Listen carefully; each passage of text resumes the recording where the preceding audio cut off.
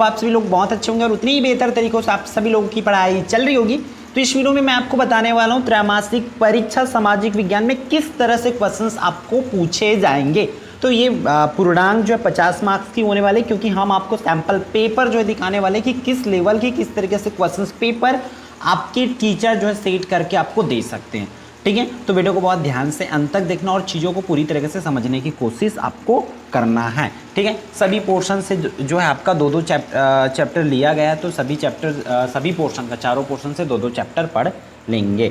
ठीक है, तो देखो प्रश्न पहला आपकी स्क्रीन पर है। क्या बोला जा रहा है, दीवार पर लगे मानचित्र में उत्तर दिशा किस तरफ होगी। अगर दीवार पर कोई मानचित्र लगा, सपोज दैट ये हमारा दीवार है, तो इसमें उत्तर दिशा कहाँ पर होगा, नीचे में होगा, ऊपर में होगा, बाएं में होगा, दाएं में होगा, उसको आपको लिखना पड़ेगा। ठीक है, फिर दूसरा भांगड़ा नागल बांध किस नदी पर बनाया गया। भाखड़ा है, भाखड़ा नागल बांध किस का नदी पर बनाया गया है, सिंधु, यमुना, सतलज और गंगा, उसमें से आपको टिक करना होगा।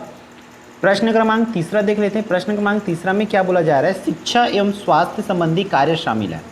कृषि क्षेत्र में आएगा, उद्योग क्षेत्र में आएगा कि सेवा क्षेत्र में आएगा, कि इनमें से कोई नहीं, आपको टिक करना होगा। ठीक है, ये रहा आपके पास 3 प्रश्न। फिर अगला प्रश्न आपकी स्क्रीन पर है। क्या बोला जा रहा है कि जल संरक्षण दिवस कब मनाया जाता है। ठीक है, 15 जून को, 5 जून को, 22 मार्च या 30 अप्रैल को आपको टिक करना होगा।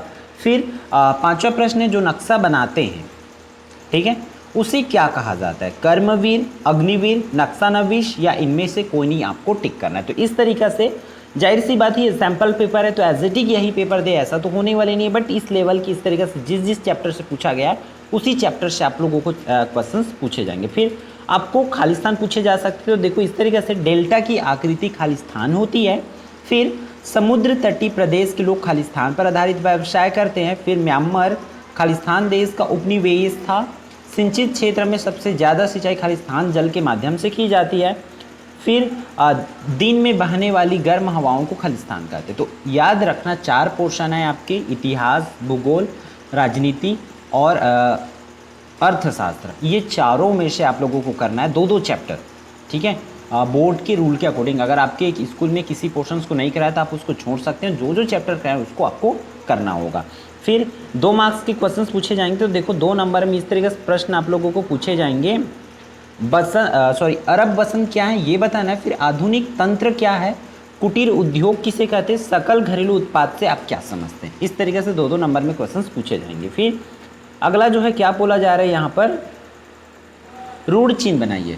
तो रूढ़ चिन्ह में मंदिर, पेड़, नदी, अन्य किसी और का भी पूछा जा सकता है, जरूरी नहीं कि यही हो, इसलिए आप लोग पूरे रूढ़ चिन्ह को अच्छे से प्रिपेयर कर लेंगे। फिर अगला प्रश्न आपको इस तरीके से, सेवा क्षेत्र अन्य क्षेत्रों से कैसे भिन्न है, ये आपको समझाना है 3 मार्क्स के लिए।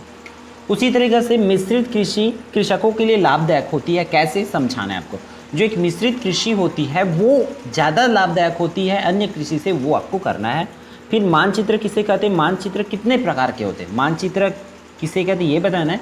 फिर मानचित्र कितने प्रकार के होते हैं ये आपको समझा देना है। फिर आगे बढ़ते हैं इस पर। अगला प्रश्न क्या बोला जा रहा है, 11वां और 12वां आपकी स्क्रीन पर है।